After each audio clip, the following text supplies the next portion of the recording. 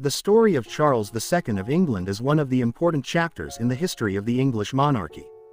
Charles II was a king who ruled over the entire Kingdom of England, Scotland, and Ireland. Charles II was born on May 29, 1630, as the eldest son of King Charles I of England and Henrietta Maria of France. As a young child, he was made the Prince of Wales as a sign that he would one day become king. As he grew into a young man, his father was already at war with Parliament. Prince Charles didn't take much part in the battles. His mother, Henrietta Maria, was French and took her children to France when the war was ongoing to keep them safe. Prince Charles was only 18 years old when he learned that his father had been executed, and the monarchy was abolished, with England becoming a republic known as the Commonwealth of England under the leadership of Oliver Cromwell.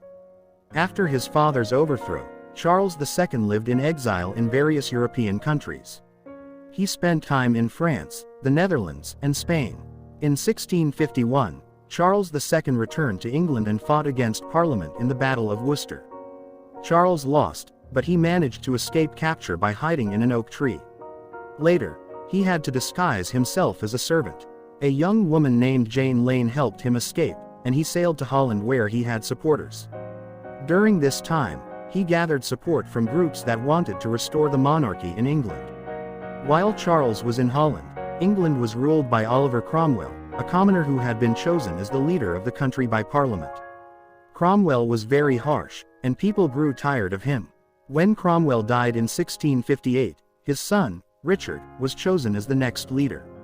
However, Richard Cromwell ruled ineffectively, and King Charles II was asked to return to rule England. In 1660, Charles II returned to England and took his throne. Many of his enemies were punished for their role in opposing and executing his father, but Richard Cromwell was allowed to go and live quietly away from London. Charles became popular and was called the Merry Monarch, because he changed many laws that Cromwell had made and allowed people to enjoy more personal freedoms. Charles II's reign was marked by policies that were more moderate than his father's.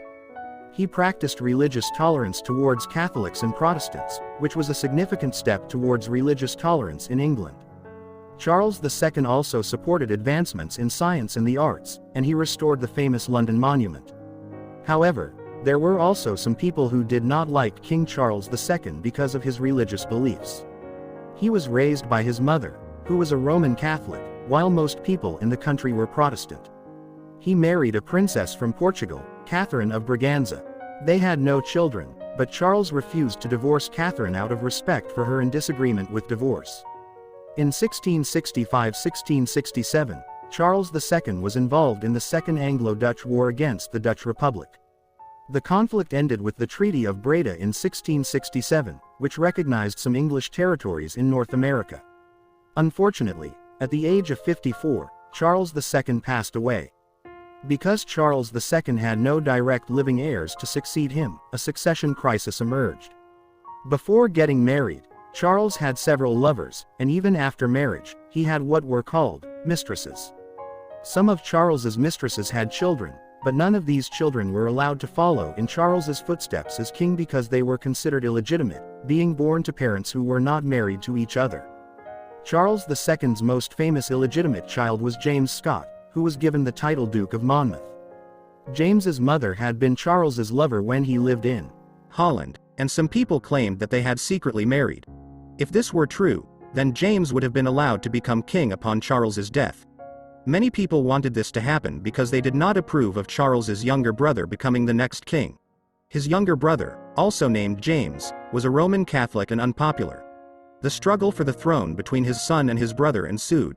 His son, James, the Duke of Monmouth, started a rebellion with the hope of becoming the next king. Unfortunately, he was defeated by the royal army supported by his uncle, James. Duke of Monmouth was executed by beheading, and his uncle became the next ruler, King James.